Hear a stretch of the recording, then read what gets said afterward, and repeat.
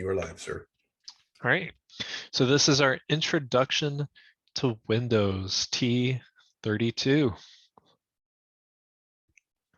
And as always, we have our objectives. And let's see, Susan, will you read our 3 objectives for today?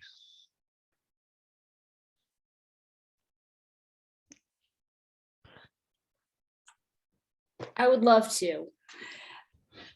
1, describe the purpose and function of an operating system. 2, identify the main features of Microsoft operating systems. And 3, compare and contrast the features of Windows 7, 8, 8.1, and 10. Perfect. Thank you, Susan. All right. And then we have our key BSMs. Mieza, would you mind reading these for me?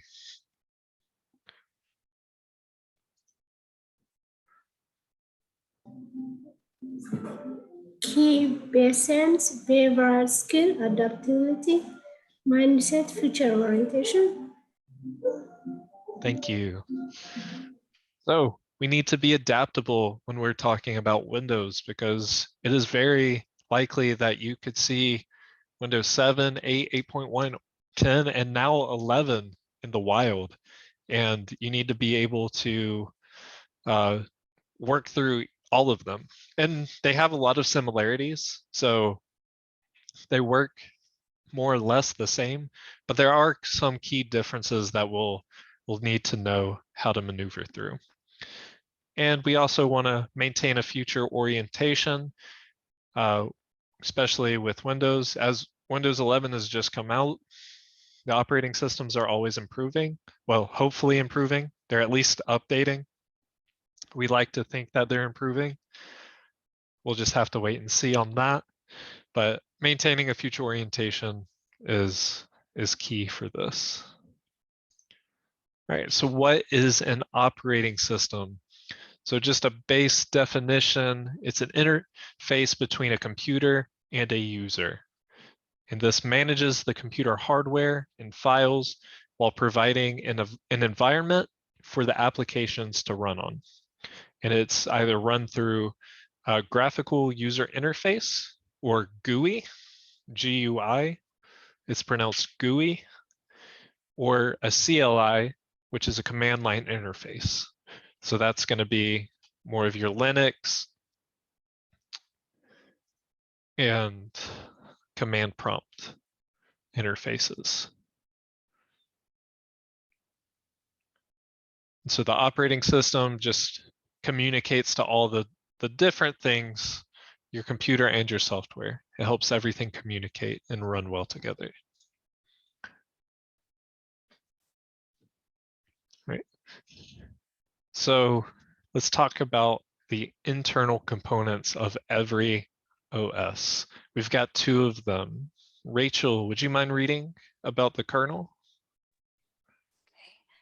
The kernel is the core of the OS, as it has the most responsibility in how the user interacts with the hardware. Applications operating under the OS cannot get to hardware devices without the shell passing the request to the kernel. Awesome. Thank you, Rachel. And Cynthia, would you tell us about the shell? The shell provides commands and procedures that programs use to do the actions they need. This is done through different interface tools such as the control panel or Windows Explorer that have an icon-driven interface for the user to click. For example, do I read that at the bottom or no? Yeah, you can go ahead and do that. Oh, okay. Example, if an OS is a restaurant, the shell is the wait staff that serves the diners, and the kernel is the cook staff that prepares the diner's dinner request. Perfect. Thank you, Cynthia. So as far as the A+ goes, we just need to know the difference between the kernel and the shell. You probably won't see any questions on it, to be honest, but it's just good foundational knowledge to have.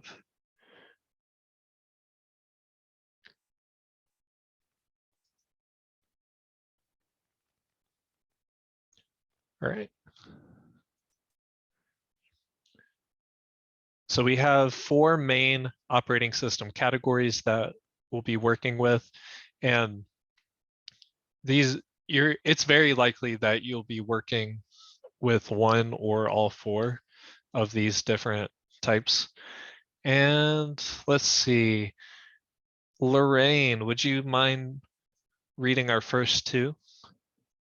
These four broad operating system categories define the use and function of both the operating system and the hardware. One, server, allows for the sharing of info and applications by workstation operating systems, optimized for background processes used for access by clients. The workstation allows end users to access info and applications on server operating systems, as well as independently optimized for foreground processes. Perfect. Thank you, Lorraine. So servers really left more for sysadmins or higher end tech support people. But workstations, it's very likely you'll be working on those. That's essentially what you're working on now. Unless you're on a Chromebook, then you're on cloud-based, but we'll get into that in just a second. But in general, you'll be working with workstations and cloud-based for the majority of your time. Melinda, would you mind reading about our last two?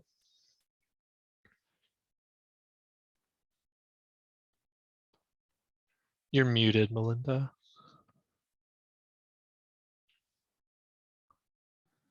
Sorry about that, guys. Mobile, found on mobile devices, generally optimized for touch-based devices where one program is used at a time. Cloud-based, a new breed of OS considered stateless since personal data is not primarily stored on the device, but in the cloud. Mobile and cloud-based OSs are similar, except where their data is stored. Perfect, thank you. So mobile and cloud-based are also different systems that you might be working on. Excuse me. Cloud-based is becoming more and more prevalent with each and every year. Things are shifting to cloud-based services. So it's definitely an area that we should be focusing in on in our personal studies. It's a decent chunk of the A+, but I would say in real life, it's becoming more and more of a priority. Right. So let's talk about the four main functions. Let's see, who have I not heard of? Let's check page 2. Leela, would you mind reading this slide for me? Main functions of all operating systems. Every operating system shares the four main functions. One, providing a user interface, a visual representation of the computer on the monitor that makes sense to the person using the computer. Two, manages files, enables users to add, move, and delete programs and data. Three, manages applications, allows user to run, use, and shut down programs. Four, manages hardware, communicates with the hardware of the PC. Awesome, thank you so much. So all operating systems will provide these four main functions in some way or another. And yeah, it makes sense the more you look at it. User interface, so how you're interacting with your computer, managing your files, managing applications, and managing hardware. That's really all a computer does, if you break it down to its simplest level. All right, so the most used operating systems, as you could probably tell from the beginning of this presentation, with our massive 44 slides, Windows is the most used operating system. So that's why we're spending so much time and effort trying to explain the different key components of the Windows generations. Next, we have OS X, which is just referring to Mac OS. So Apple is this orange pie chart or piece of pie. And then our third is Linux, and that's all of the different forms of Linux are in this gray section. And then the other is that weird gold color. But we will focus on Mac OS and Linux in a different session, so we're not going to worry about it right now. And yes, Stephen, this is including Windows 7. And most likely with the next version of the A+, they're going to drop Windows 7 and include Windows 11. But for the A+, you do need to know info on Windows 7.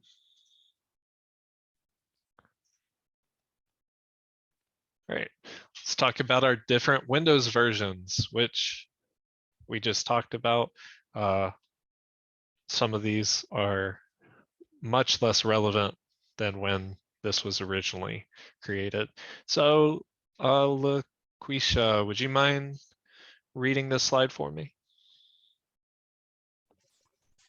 Sure. Windows versions. The latest versions of Windows are Windows XP 2001, Windows Vista 2007, Windows 7 2009, Windows 8 and 8.1 2012, 2013, Windows 10 2015, and then like A plus 1002 exam covers 7, 8, 8.1, and 10. Perfect, thank you. So when the A+, well, the 1001 and 1002 were created, Windows XP and Vista are just kind of touching stones that just so that way you know that those are older versions of Windows, but you won't see probably anything on those. Windows 7 in real life, you're not going to see much of it. And then Windows 8, 8.1, and 10 are what we're currently using. And then finally Windows 11, but that's not within the A+. What you should be focusing on is Windows 7 through 10 as far as the A+ goes. All right, so throughout the generations, they all share some key components. So, Silalim, would you mind reading this slide for me? Okay. Features of Microsoft operating system. There are several features that are common for Windows 7, 8, 8.1, and 10. Others are different from one operating system to other. Some of the main features are 1. Desktop, Explorer, Sport Tools, 32 bits versus 64 bits, Security Tools, Event Views, and Ready Tools. Awesome, thank you. So these features are shared across the generation, and I believe we go into a deeper dive on each of these in the coming slides. So let's talk about the Windows desktop. Stephen, take this slide for me. The Windows desktop is the primary tool provided by the Windows shell. It can be customized and configured to provide a more personalized environment. Desktop components include Start menu, Start screen, pinning, unpinning, gadgets, arrow, charms, taskbar, and notification area, personalization. Awesome, thank you. And as Mark said in the chat, take a screenshot of this slide. It'll be beneficial. So that way, when you're going through, you're in studying, you're not having to go through this entire presentation. And you can just get these really key points. So I'll give just a second for you. If you want to take that screenshot, go ahead. And then the next slide does a good job of showing all these different things in action, and what they actually look like. 5, 4, 3, 2, 1. Right. All right. So this is what it looks like if you are unfamiliar with Windows. So our start button is the circular icon with the little Windows icon in the middle. That's our start button. It's in Windows 10, it's more of a square, if you can see on my screen. Then we have pinned programs. So this is what my pinned programs look like. But the entire bottom is known as the taskbar. Pinned programs just means that it's a program that you use frequently. And so you're going to keep it on your taskbar all the time. So if I'm always using Firefox, I'm going to keep it on my taskbar so that way I can quickly open it. And you can also remove any of those programs from your taskbar as well. Arrow, which is just the transparency behind your window. I don't know why it's something they really feel like you need to know, but they want you to know that arrow is this transparency behind your windows. In the bottom right of our taskbar, we have the notification area or the system tray. That has different things to quickly access, your sound, your Wi-Fi, notifications will all go there. And then in the back, we have the desktop with some icons on it. And then applications that are running in the foreground. And that's a Windows. That's what Windows 7 desktop looks like. Another good little image to take. All right, Windows 8 and 8.1. So Aster, would you mind reading this slide for me?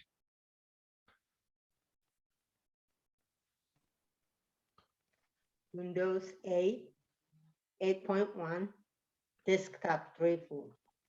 In both Windows 8 and 8.1, the user interface is different from earlier versions of Windows. The start menu was removed and the desktop replaced with the new look called Metro UI. The look and feel of the desktop was designed to resemble that of a mobile device. Thank you, Aster. So Windows 8 was a flop. Everybody hated it. And that's all you need to know about it. 8.1 is essentially the exact same thing, but they made it more friendly for the desktop environment. They tried to really make use of touch screens with Windows 8, and they wanted it to kind of look more like a phone or a tablet. And it was a big flop. Nobody liked it. And that's all I have to say about it. Kelly, do you want to add anything? 8.1 is affectionately known as the apology. Yep. So when they brought back the start button, they went back to looking, kind of the way things did. They still kind of kept the tiles, but 8 really made a lot of people angry. I mean, a lot of people. Nobody. I have yet to find somebody that enjoyed 8 and 8.1. Windows 8 included the charms. Kelly, is that an 8 or 7? I thought the charms were in 7, 8. And then they had the 8 has the gadget. tiles. Yeah, 8 has the tiles, and then I think 10 has the gadget. No, 7 had gadgets, 10 had charms. I'll double check. Yeah, we'll confirm for you, Stephen. You're good, Maftuna. It blends together sometimes.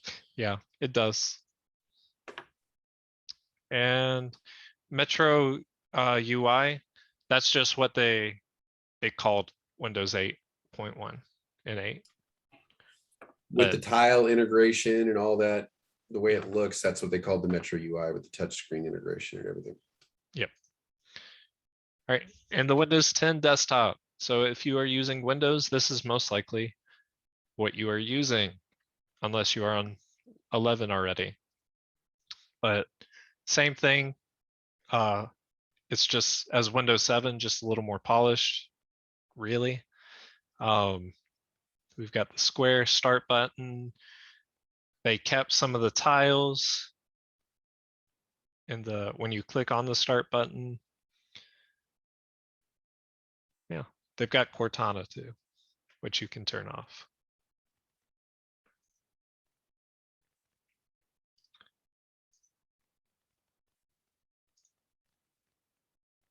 All right, Julian, tell us about the start button.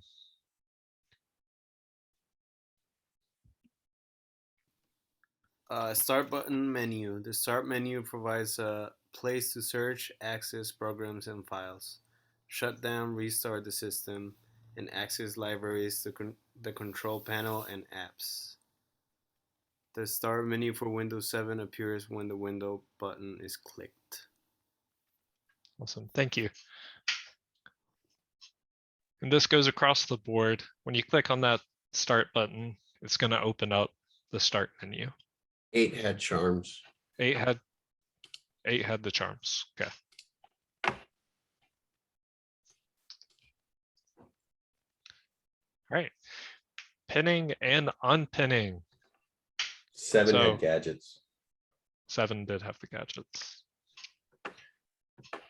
So having easy to find files, folders, and programs located on the taskbar is done through pinning. As I said earlier, when there's something important that you use a lot, you can pin, like Spotify, I have it pinned. Teams, I have it pinned. Slack, I've got it pinned because I use those apps a lot. And so I pin it to my taskbar so that way I can quickly get to it. And you can unpin it by right-clicking on there and unpinning. That's really all there is to that. Ooh, now we get to talk about gadgets. Steven, take this one because it's kind of related. Gadgets are mini programs that can be placed on the desktop, Windows 7, allowing them to run quickly and letting you personalize the PC, clock, weather, and so on. In 2011, Microsoft announced it is no longer supporting the development or uploading of new gadgets. Thank you, Steven. I am personally a fan of gadgets. I think it's cool to have these little widgets. In the background, you can have fancy clocks, a CPU meter, so you can see how hot your CPU is getting, and you can download third-party apps that will act as these gadgets. But it was cool that they integrated it. If you were into stocks, you could have a little stock meter. If you're into checking the weather outside, they've got one for you there too. So yeah, those are gadgets. Then Arrow, Hunter, tell us about Arrow. The Arrow interface offers a glass design that includes translucent windows. It was new with Windows Vista and is available on every edition of Windows 7 except Starter. Perfect, thank you. They consider Arrow to be really important. So you do need to know what Arrow is. And it's just the transparent glass-like part of our window. And there will be at least one question on the A+. So please get a few free points by knowing the answer.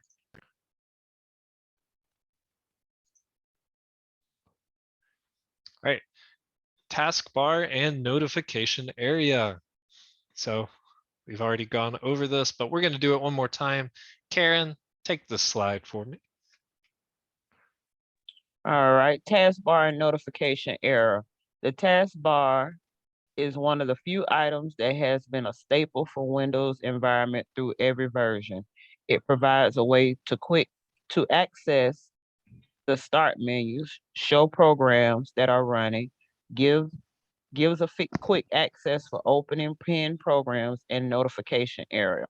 The notification area or system tray is where the daytime can be seen, and the system tray contains pertinent information such as battery life, network connection status, volume control, and printer status.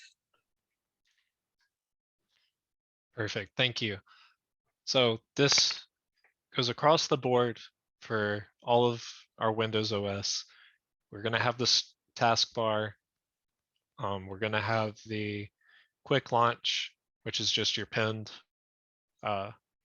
applications, the currently open applications, and then our notification area.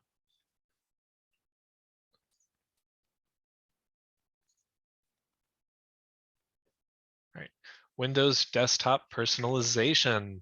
So personalization of the desktop can be accessed through the control panel, applet personalization, or by right-clicking on the desktop and choosing personalization. So this is where you can do your themes, changing your backgrounds. Looks like you can do sounds, screensavers, all that good stuff.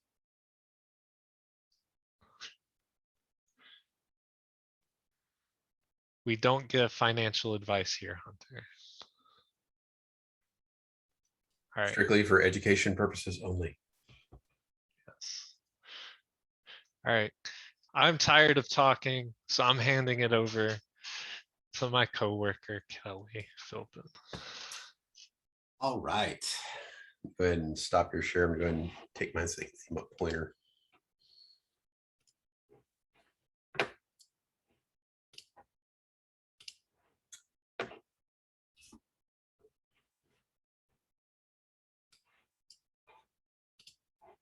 Of course, Zoom always rearranges my desktop. I think programmers do that just for fun. I would.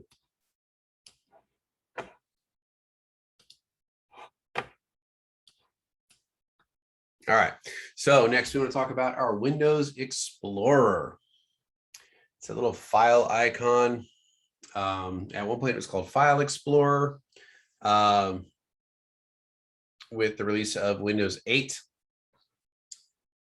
And not to be confused with Internet Explorer, which is that fun little E that they've gotten rid of and replaced it with Chrome, which is, or not Chrome, with Edge, the other E, which is less useless, but you know, hey, they tried. And this allows you to search through the files on your computer in a variety of different ways. This particular file setup, where you can break it down kind of by type, it is called the library. It is a centralized location to manage your files from multiple locations in a single place, which is nice. Windows 7 has 4 standard libraries. It has documents, music, pictures, and video. And additional libraries can be created as you see fit and accessed and manipulated in this particular window for more personalized ways to accessing your files and folders.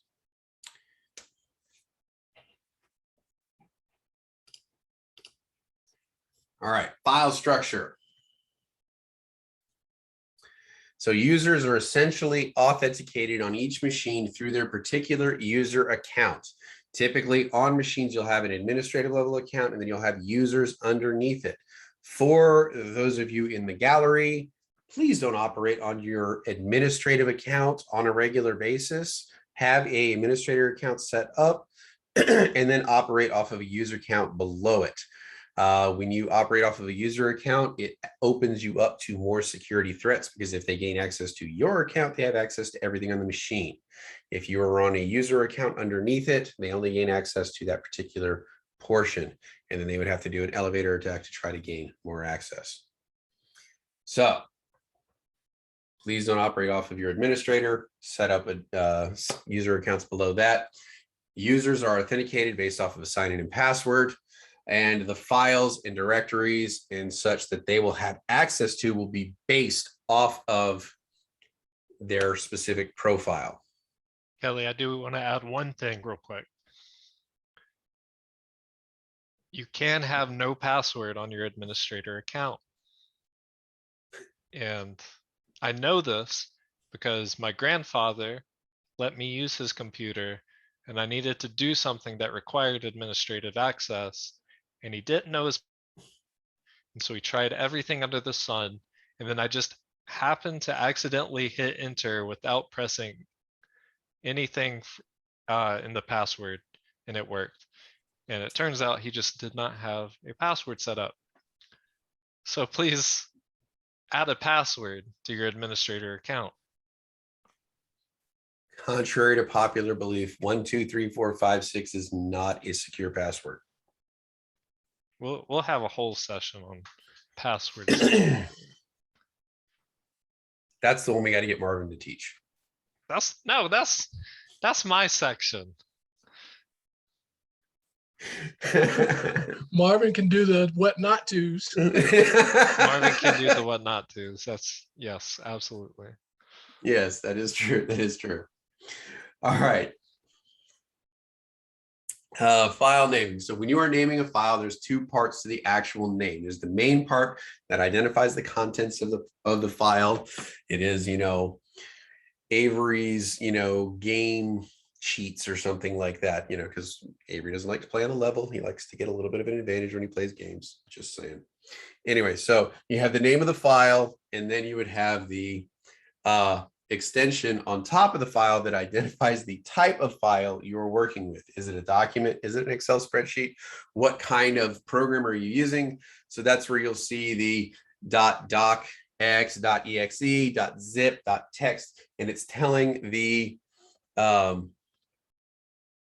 operating system what type of file it's going to be utilizing, what programs it should use to try to access it.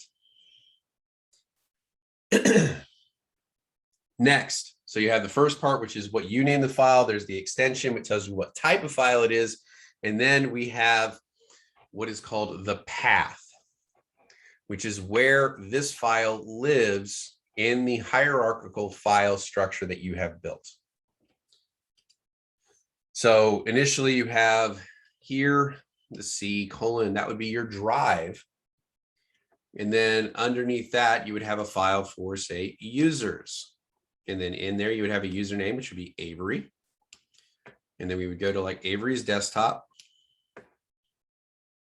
gaming cheat codes, and then like Monster Hunter, and then Rise. So we knew which game we're going to be going to, which files, what cheat codes we're dealing with here. And then afterward, it would be PowerPoint presentation, so he can go through the slides and get a nice step-by-step on how he's going to be achieving this.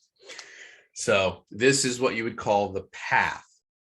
So if you wanted to go look for this file and you're in the C:, you would see all your files in there, and then you would find users. You'd click on users, and then in there you'd find a few other files, and then you would click on usernames, and this lets you know each file you're going to have to click into to get to the end document or whatever you're trying to reach. Also, if you were going to type this in the command line interface, all of this is how it would be typed in.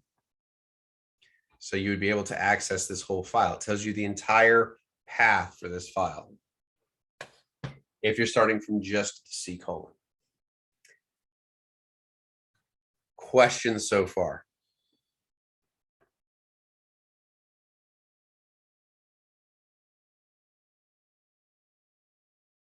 We will get more in depth into command line interface and the commands you need to know You do need to have a pretty good mastery of some of the basic commands in command line as well as Linux. So we will get into that. There is a pretty big section on it, just that. Yes, Jessica. I kind of jumped ahead and I at one point, so I kind of went through Linux a little bit through Canvas. And You're not the only one. So to confirm, when you said you would have to write it all the way out on the command line, if I recall correctly, isn't there a way it has like that memory, so like you could put the beginning of it and it'll remember it and it'll finish it out for you? Autofill? Yes. Autofill does not work in command line. Okay. Not with Yeah. Okay. So not with Linux. At least I don't know of a autofill in Linux. You can Yeah, do it's copy and kind of- paste, but not Yeah. autofill. Well, if you start typing something that you've already like a file, if you do half of the file name, it'll try to fill in the rest. Okay, I stand corrected. My apologies. Okay, Yeah, okay. You have to press tab as you type. So if the command is C users username, and then I did DES and I hit tab, it would do the closest. Autofill. Yeah, so it'd be desktop. Okay, thanks guys. Stephen, what you may end up having to do is to copy into the clipboard inside Coursera, and then you can copy it into or paste it into the command line. It's weird like that. There are some computers you actually have to do that. Max, I know we had to do that. Yes, but when we get into some of the later commands in Linux where you're typing out almost a full paragraph, you're going to want that copy paste option. Just to let you know. So we'll get there. So on Apple, that's where that comes in handy. Yes, Karen. With the file structure, do we dictate where a file goes, or does the computer automatically choose the C drive? Well, C drive would be the default drive, but you can dictate where you want it to go. So if you have an external drive hooked up and that external drive is drive Q, you can dictate, I want it to go to drive Q in these folders, and you can dictate the path where you want it to go. And can you dictate it to go to multiple paths, multiple drives, or just one? I think you copy it to one, and then you can save it to one, and then you would copy it to another. Okay. So, but yes. So C is the default then. Yeah, C is your default hard drive built into your computer. C is the okay. Thank you.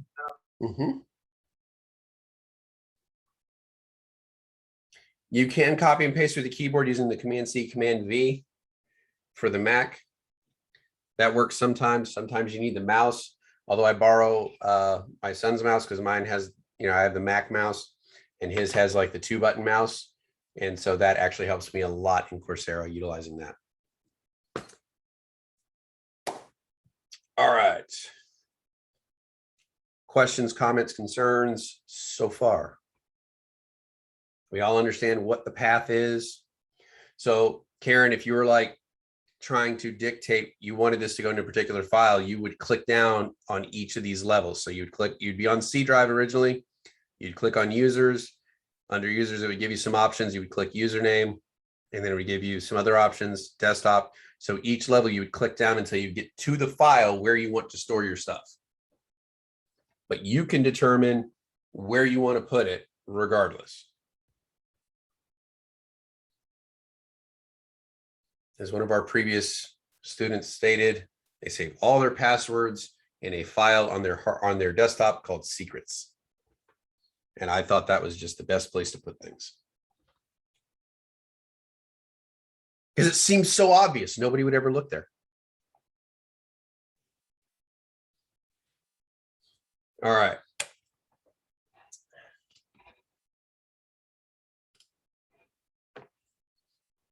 When security gets extremely high tech, sometimes you got to go low tech. All right. Off to the left-hand side, when you're in your file explorer, this is called directories. These will be various different areas you could look. You could look in movies, photos, music, documents, and this would cluster all of these things together, regardless of the path of where they're located. You could actually search through them by file type under libraries. And then up here, you would have your desktop. Down here, you'd have your different drives. If you had your C drive, if you had external drives hooked up, or jump drives, all that would be listed down here. And this is called your directories. It is a hierarchical view of your files in your system. And it allows you to kind of drill down through each level to locate the files you need or to tell the computer where you wish to put things.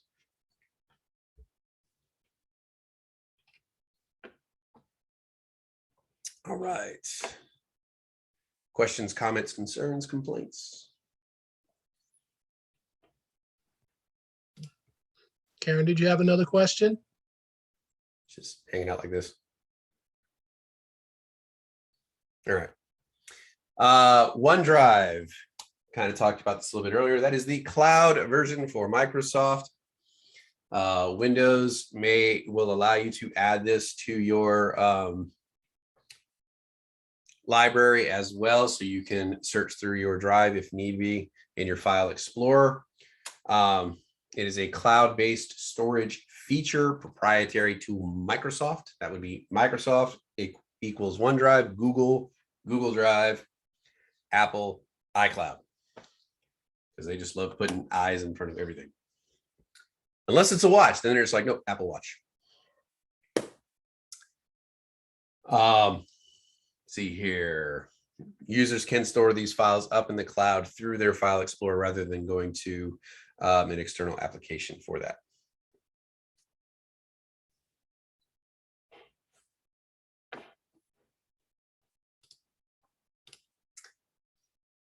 All right, changing Explorer settings.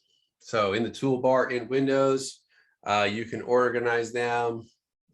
The tab, including how you want it laid out. Do you want it in large text? Do you want it to be in a grid? Do you want small text in a list? So you can set it up to view exactly the way you want to, whatever makes it more comfortable for you.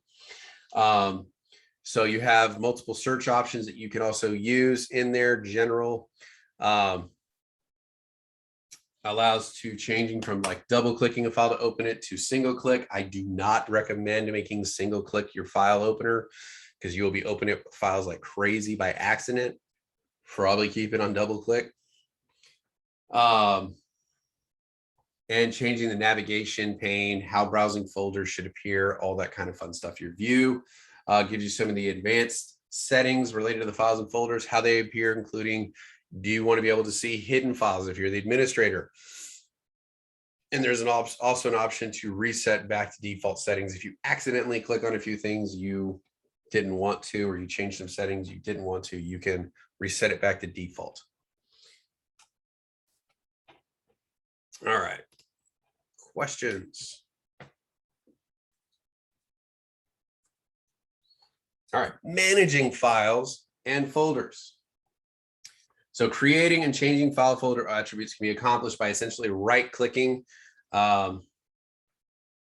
in the directory itself, and then go down and use, like if you're wanting to change the attributes of a particular file, you can right-click on it, go down and select properties.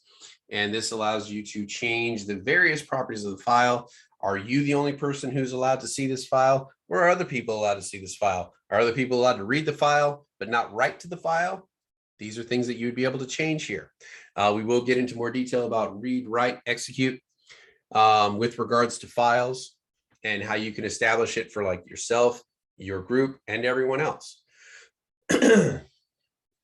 You can also create folders from this, from these panes by right-clicking, starting a new folder. You can name it, change its attributes. Is it something that only you can see? Is it something that everybody can see? And who has the ability to write to it? If you don't change any of this stuff, it automatically sets it to just you.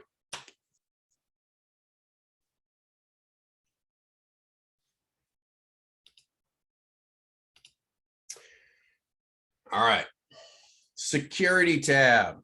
This is where you assign the permissions to specific groups or users to designate who has access to edit, modify, view, read, and write.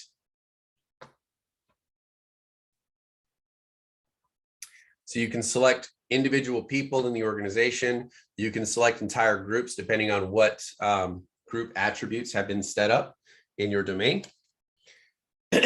Or if it's on an individual computer, you can say like, you know, Avery has access, Mark does not. We typically do that with lesson plans. That's why it's, you know, we like to keep Mark on his toes.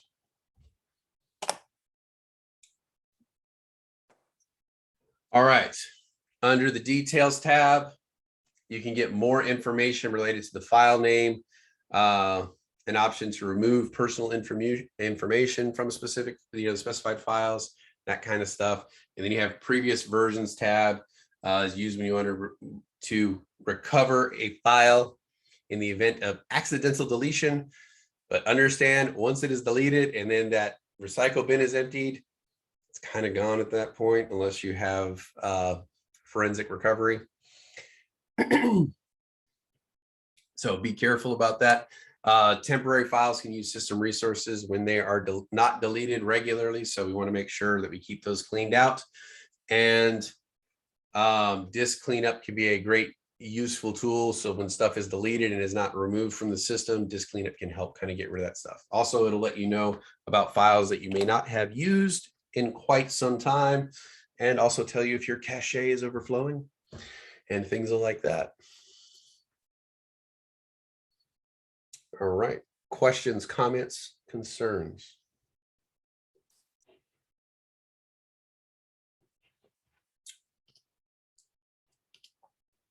Jessica. When you said the trash bin, once it's gone, unless you have like a recovery, I guess, software, is that similar to what like the hackers do or somebody could do if you give them like a computer or a laptop you thought you cleared, but then they went back and got all your business? Yes, you know, like, and law enforcement will use these tools again when you start getting into stuff like memory forensics. So when you delete a file and then you empty the recycle bin, you're not really, there are programs you can get to kind of recover that stuff. But typically it's not able to be recovered just from basic tools in the operating system once you have cleaned out the recycle bin. So they at least make it a two-step process. First, you delete the file, and then you go to the recycle bin and you empty the recycle bin. So they're trying to make it a little more involved to fully get rid of a file. After that, yeah, data forensics, unless those files have been, or those sections have been rewritten over and over again, it can be reclaimed.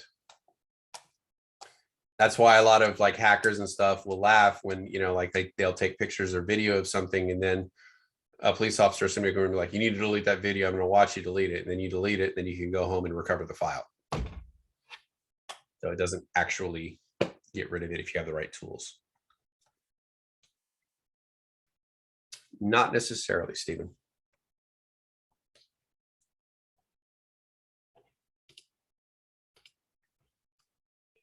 Remember, they said in on the crime shows, there's nothing actually deleted when you delete it.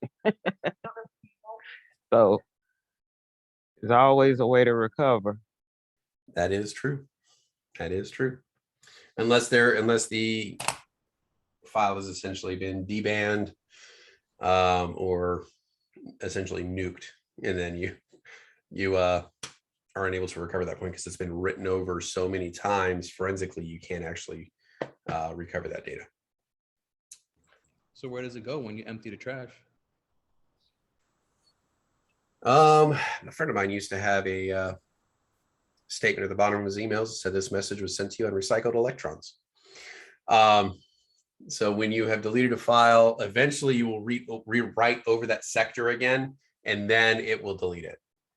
So it's the process of writing over that sector multiple times that makes it harder, if not impossible, to recover the data. So until it is written over again, then it's recoverable. And once it's been written over, not recoverable anymore.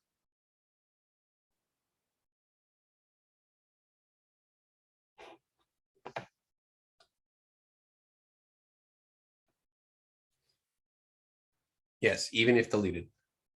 You delete it, still recoverable up until the point where it's been written over. If you have the right tools. All right. That'll be a good conversation for when we get into destruction methods. That is true. That is true. So we will put a pin in that one until we get there. Windows support tools and overview. I need to go ahead and change my background for this one because it's relevant.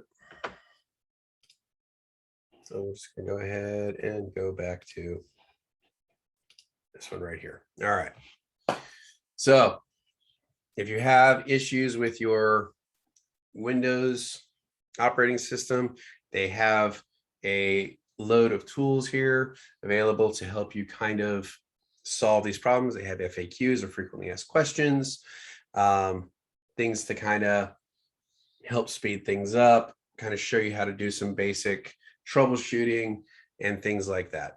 So if you are more knowledgeable about Windows, this is less helpful to you. If you are less knowledgeable about Windows, this will provide a lot of good information. It has files you can search through for common problems to kind of see how to troubleshoot those.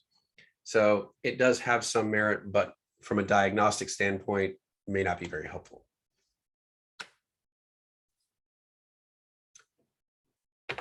All right. Next, virtual XP mode. Good gravy. Didn't we get rid of XP like well over a decade ago? Most companies did not want to give up XP. It was the most widely accepted, the most embraced in the enterprise environment. Part of that was because of the level of stability it offered. It was not crash prone. It was extremely stable. It was built on top of a Unix platform, which pushed towards that stability. And they're actually starting to move back towards that Unix platform again because of that very reason. And because of that, and things ran relatively smoothly on it, companies did not want to move away from it. And it wasn't even until we got to the point where Windows was basically, we're not going to give you any more security updates at all. That's when companies finally started moving away from it. And even then, many didn't. It was scary, like 5 years or, it was like 3 to 4 years after they stopped providing security updates, people were seeing ATMs. They would get an error message and it would tell you it was Windows XP. So your ATM is running on something that has bad security. Like, why on earth would you use that at that point once you know that? But there were many banks that were using ATMs that ran off XP software.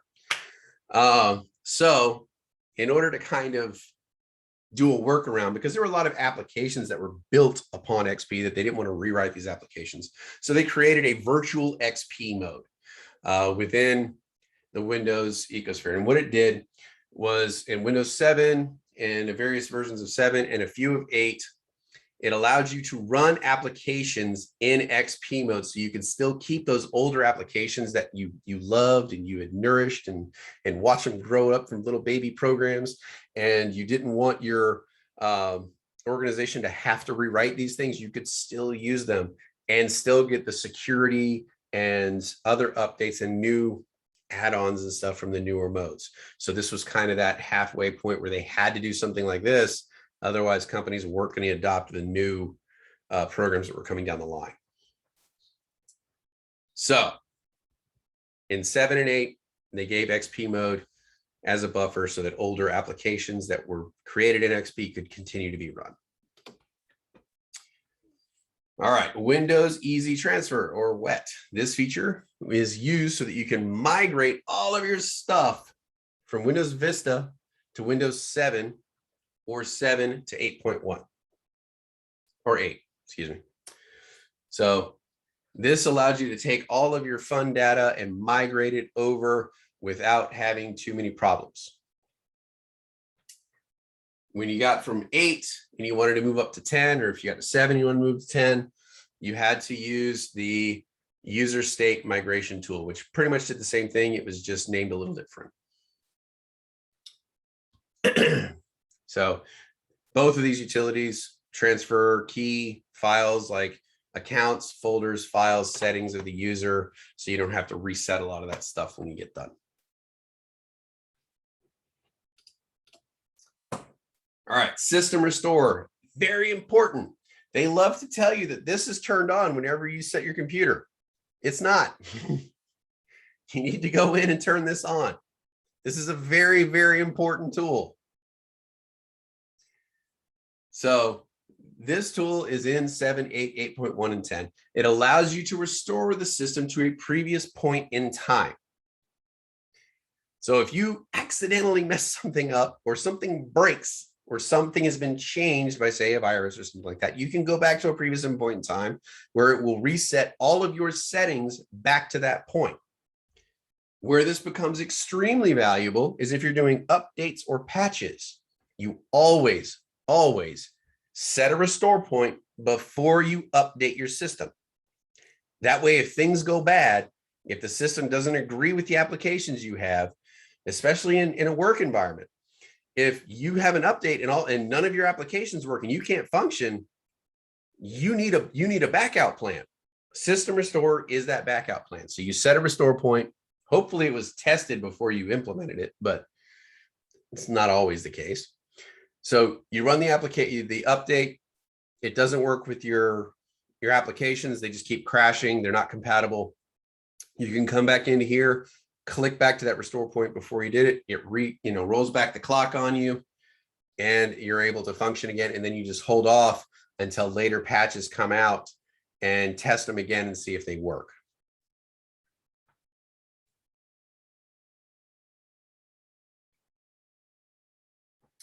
No, it is not the same as a backup, Stephen. This has to do predominantly with the settings in your computer. So it would, with regards to core files, yes. With, like your system files and stuff like that, it's taking a screenshot of how everything is set, how it's supposed to be. Is everything where it's supposed to be? Yes. And then it does that. But it is not necessarily a full backup. That is something different.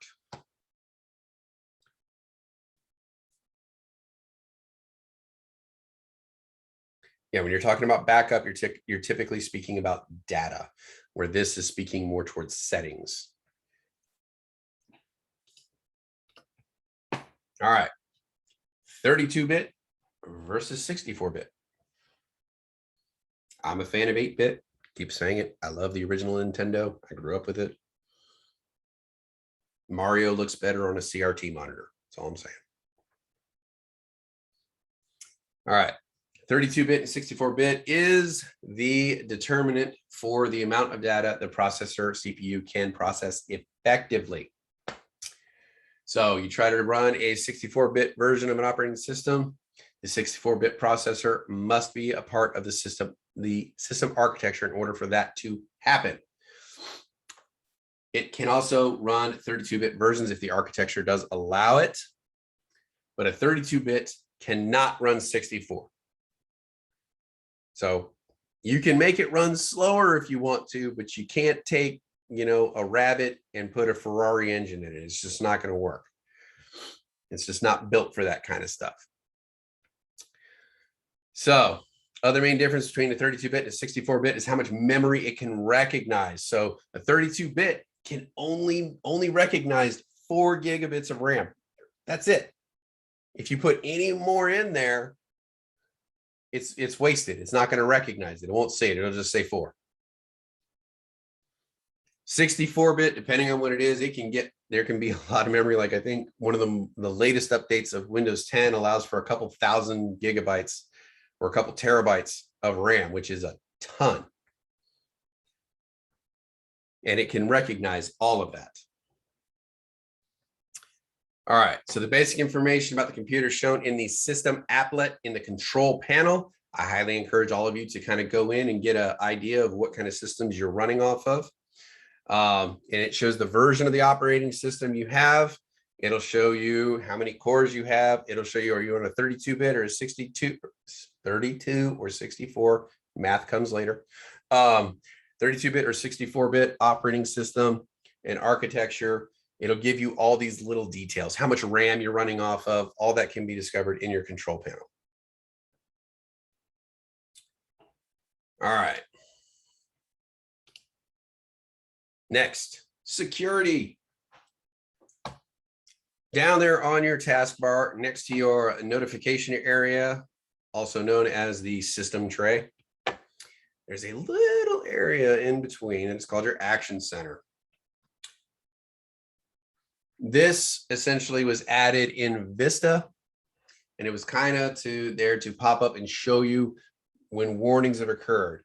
You know, is there a security patch out there that you need to download?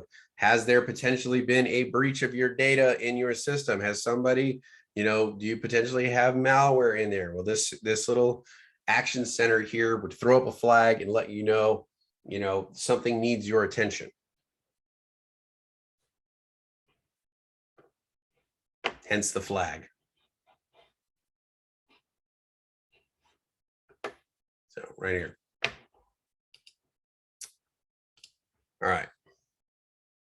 In the security center, which is rolled into the action center, Windows 7, the security center interface shows you all the status of your current security settings, allows you to kind of configure it.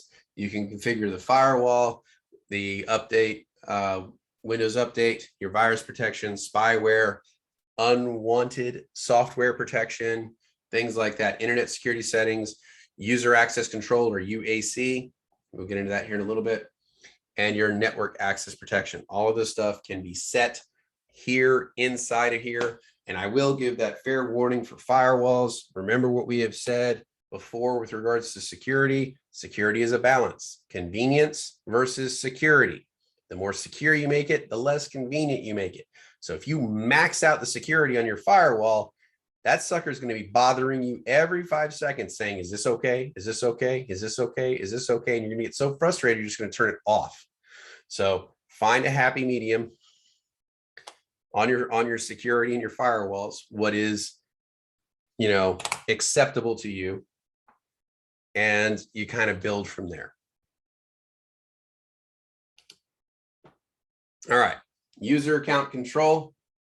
This is essentially set to prevent unintended or unauthorized changes to the computer by either prompting permission or like requiring the administrator password to continue, or requiring you to confirm, yes, this is something I want to do.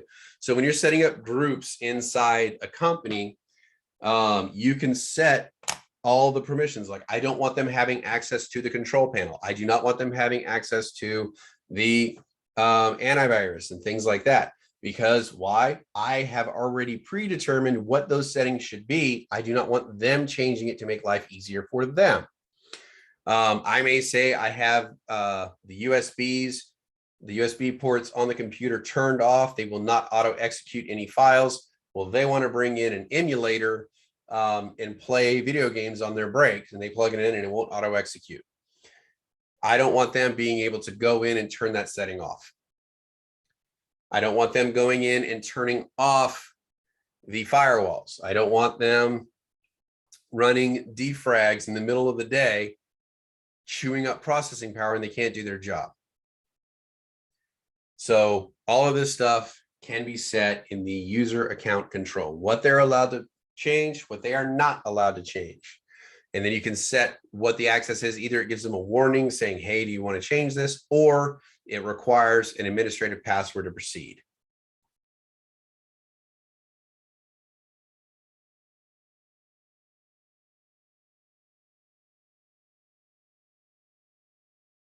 Questions so far?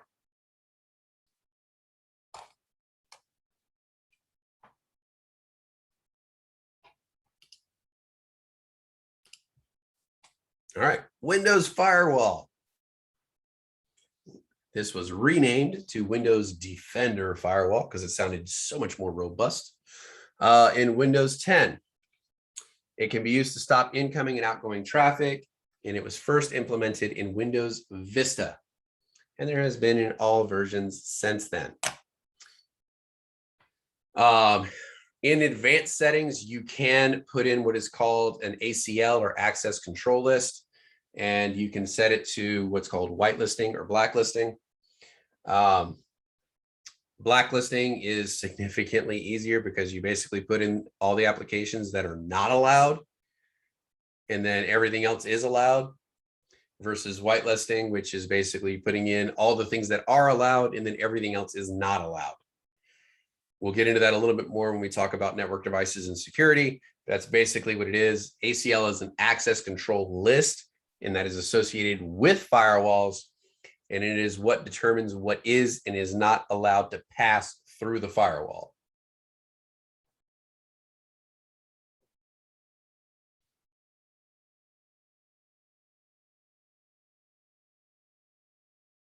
Questions so far?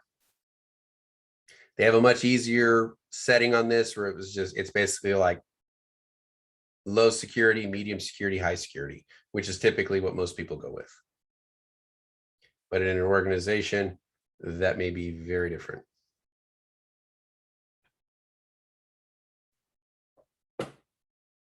All right. Next, security, Windows Defender. This is a free anti-malware program included in Windows 7, 8, 8.1, and 10. It originally was an anti-spyware program, but in 8, it upgraded essentially to include antivirus as well. Understand that there is a difference between a virus and a malware. And malware, virus is a malware, but not all malware are viruses. A virus is a very, very specific thing. We will be talking about that as we get into security. So that's where we got to talk about, that's where we got to work on being more precise with our language. Antivirus, but installing an antivirus is a very, very specific thing. Installing anti-malware is something else. So we will get into malware when we talk about security. It is just basically a cluster of nefarious things that they like to throw on, like to attack your computers with. So viruses are just one component of that. Yes, Karen. I had to step away for a minute. So is that what the firewall does? It blocks the viruses? No, the firewall does not block viruses. It blocks unintended communication. Unintended communication. Yeah, so when so an app asks you, when something asks you, do you want to set the firewall? Do you automatically want to do that, or it just depends? Well, typically you would want to have some sort of firewall settings on there. Usually people will set it to passive, where any communication that takes place must be initiated first from me. Right. I don't want Google to, initiate a conversation with my computer when I'm not there.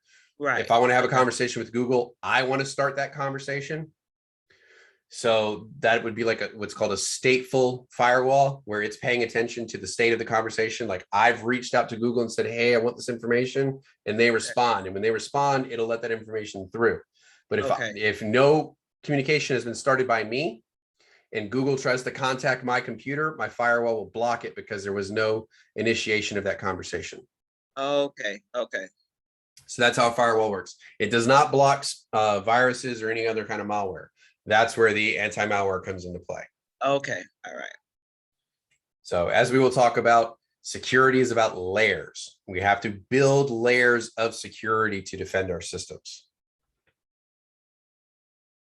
No, a virus is a type of malware.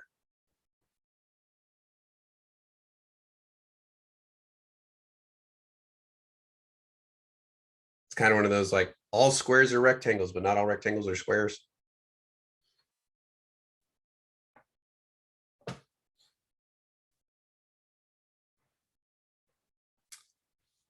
All right. Good questions. We will dive into this a little bit more when we get into security. I promise I'll be giving you a break here soon. We've only got 5 more slides. I'm kind of pushing into it, and then we'll take a break. All right, event viewer. One of perhaps the most important places you can go when you are troubleshooting or looking for problems on a Windows computer. Event viewer is a comprehensive error and information log viewing feature. You may not know this, but everything you do on a computer is logged. everything, every keystroke, every application, a log is generated whenever you do anything on a computer. Event Viewer is where you would go to view these logs. If you're having certain errors occurring, you can go into Event Viewer and look at these various events happening and see what is happening right before a system crash.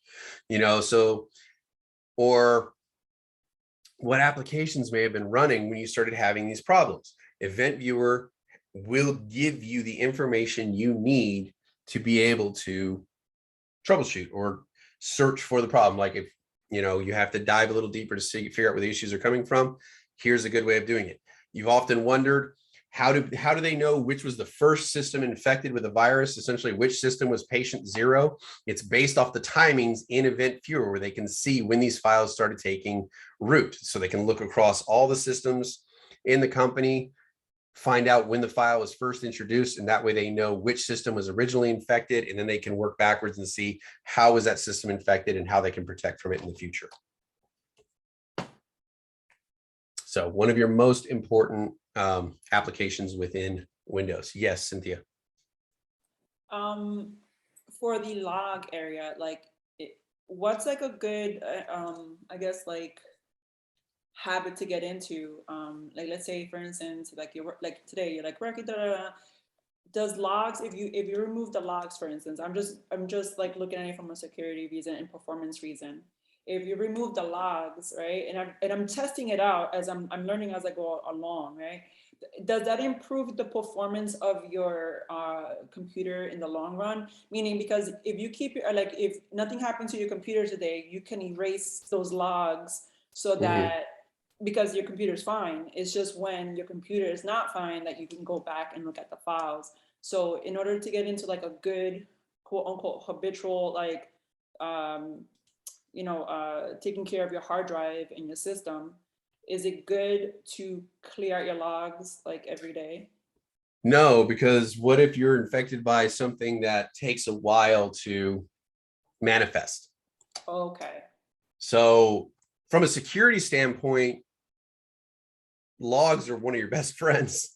So you don't want to necessarily be wiping logs constantly, because sometimes like something can infect your system, but you won't notice it for like a month or two. And so you have to start so the symptoms may be minor and you don't really pick up on it, but that information is logged. You might see spikes in information requests. Some things just sit there and will be like a beacon. So like you get a malware that is essentially all it is a beacon. And what it does is it sends pulses out through the firewall to the host, whoever the person is who created. So it's going to send those pulses out through the firewall. The firewall thinks it's okay because the conversation is being initiated from inside. And then whenever they want to get that backdoor access, when that pulse comes in, they can follow that communication back through. The firewall will allow it because the communication was initiated. It takes that long? It really takes that long for a virus to actually like unfold on your system?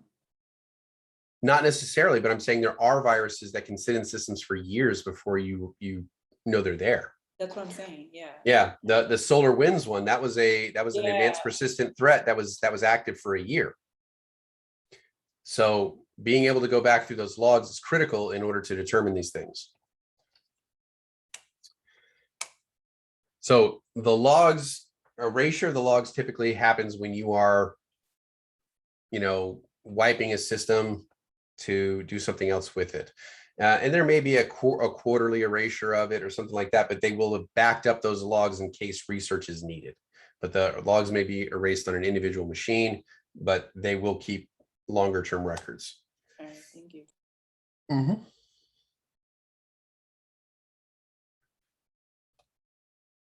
No, it's not really literal about the keystrokes.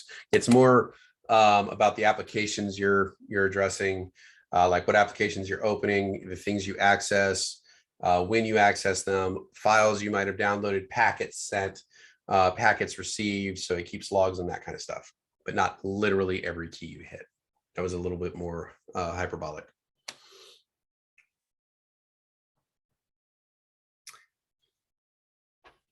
That would be called a keylogger. And that is another form of malware that you don't want on your machine. Got a funny story about one of those in my actual cohort that I was in.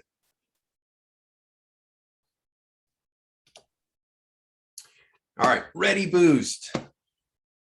Such an amazing tool. All right, so you're running low on RAM.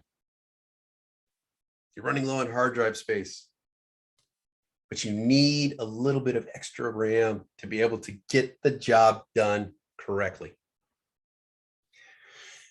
Well, Ready Boost to the rescue. The feature added in 7, 8, 8.1, and 10 allows you to use free space on a removable USB drive temporarily as RAM. So if you're running on low on available memory, it is a temporary fix, not a permanent fix. You're not going to get massive gains on your RAM by doing this, but it'll help you get by for a little while until you can, get a new RAM module to install. So inside your file folder, when you look at the drive, you can actually set up a USB. You right click on it, go to properties. You can actually set up a USB in your, that you've plugged into your computer and say you want to set it up for Ready Boost. You need to have a minimum of 256 megabytes of free space. Once you do that, the system can set it up and then start using that USB as additional RAM, kind of as a temporary fix. So it's kind of a neat little thing. No, this is not overclocking. So no, not overclocking.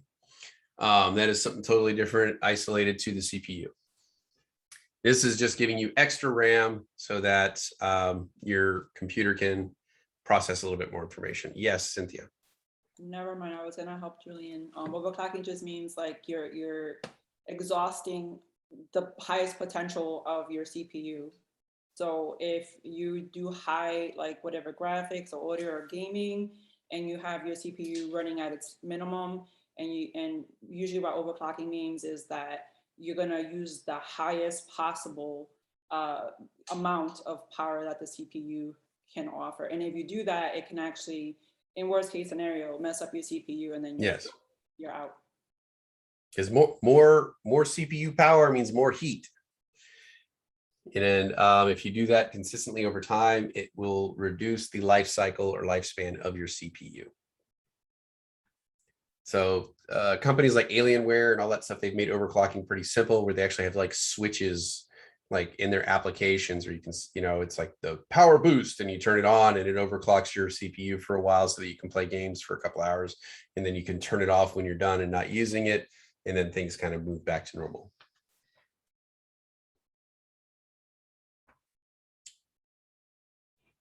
All right. So Windows 8 and 8.1 specific features we need to be aware of. 8.1 made running the operating system without a touchscreen easier and brought back the start button, which is part of why so many people were mad, because they'd been running off of Windows for a couple decades, and that friendly little smart button down in the bottom left-hand side, that was home. That's where they went to see everything, and they took it away.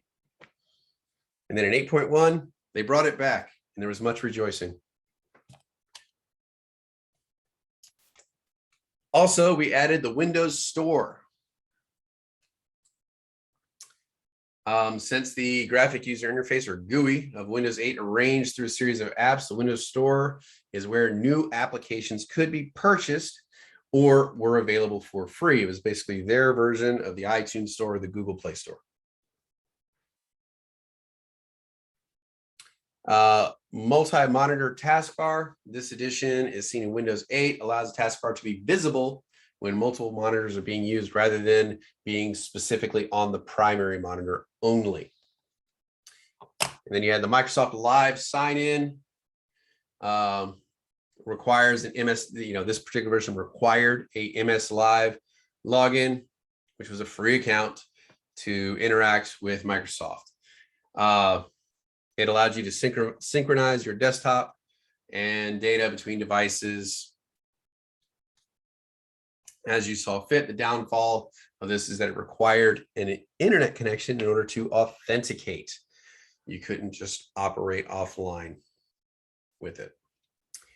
Side-by-side app. Windows 8.1 allowed to run a Metro application and a desktop application at the same time, or up to 4 Metro apps at the same time. So, which is really nice. You can have them side by side on the monitors and have them working simultaneously. All right. Windows 10 specific features. App Locker allows policies to be created in your group policy to control the access to applications, saying these are acceptable to download, these are not. No Candy Crush during office hours, although you might be able to sneak in an old version of Minecraft. Or Minesweeper, not Minecraft. Totally different game. Minesweeper.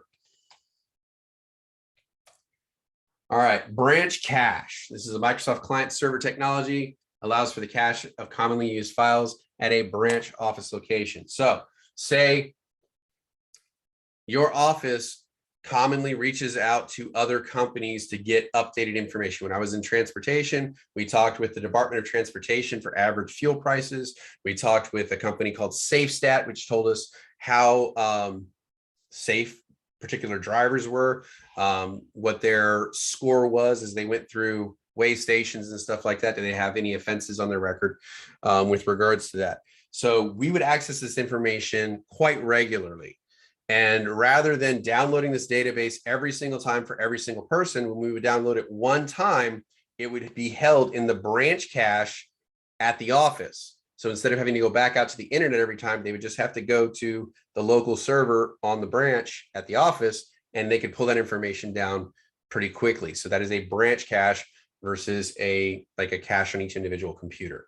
So it's, if everybody's trying to access this information, it's a economical way to store it so everybody can get to it without having to either re-download it or store it on each individual computer. So it saves space there. Yes, Karen. I have a question. Is the app locker something like, like even when like being in a hospital, you can, or being in a certain place, you can only access certain websites if you're on their Wi-Fi, if you're using their Wi-Fi, or is that more security related? That would be more firewall related. Oh, okay, okay. So app locker would be like, you couldn't download a game, or you couldn't download a cool new weather app or something like that on your office computer. So specific apps would be allowed to be downloaded. Other apps would be blocked from being downloaded. Okay, so this just blocks it all together then. Yes. So this would be like, if I went to my office and I was like, you know what, I don't want to use my phone for my Spotify because I don't want to kill my data. So I'm just going to download Spotify on my work application or on my work computer and just play it through there. And you go to try to download Spotify and it goes, this application is blocked. Make sense? Yep, it does. Cool. Yes, Cynthia. So let's say like if you were the boss and we were like your Indians, right? And one section is just for security, and then the other one is just for like regular admin stuff that has nothing to do with security. So in the group policy, right, I'm trying to understand how this works. And the group policy is like, well, my admins are allowed a certain level of access, and then your security has a little bit more access because they're able to do they need more wiggle room to do things. So policy is put into place so that, let's say, the security can download apps that are job related. If it's not job related, that would actually block that that particular department. Yes, it could. You could use a group policy to do that. Okay. But then level of access can kind of create problems with that, but we'll talk about that with security. So that's a conversation for another technical session. All right. All right. Next, direct access. This provides a method for an automatic connection for a virtual private network between a client and the main office. Some file systems, some access to certain things like research, proprietary information, sales data, accounting, HR, all that kind of fun stuff that's proprietary. You don't want anybody outside the company getting access to this data. It's precious. Some of it, you could be up to some serious legal liability if it leaks. Some of it could, destroy your business if other people get your research or proprietary information. So you have to be very careful about letting outside people to have access. So this is where VPNs come into play, which is wonderful. So you can create a direct VPN link between your home and your office. And when you do that and you have entered into the network on your office through that VPN, the system now views you as if you are local on the network. So it doesn't view you as somebody logging in from the outside. So the VPN can create that tunnel so you look like you're there. So it will now grant you access to the stuff that you would normally be granted based off of your group policy. So if you're in the R&D department, it would allow you access to the research. If you're in accounting, it would let you access to, you know, the monetary files, depending on what you would have access to. So direct access allowed for that direct connection through the VPN, making it appear so you're on site, allowing for greater security of data. Exactly, Karen, like people who work from home, like me. So, except I have no access. All right. Any other questions, comments, concerns?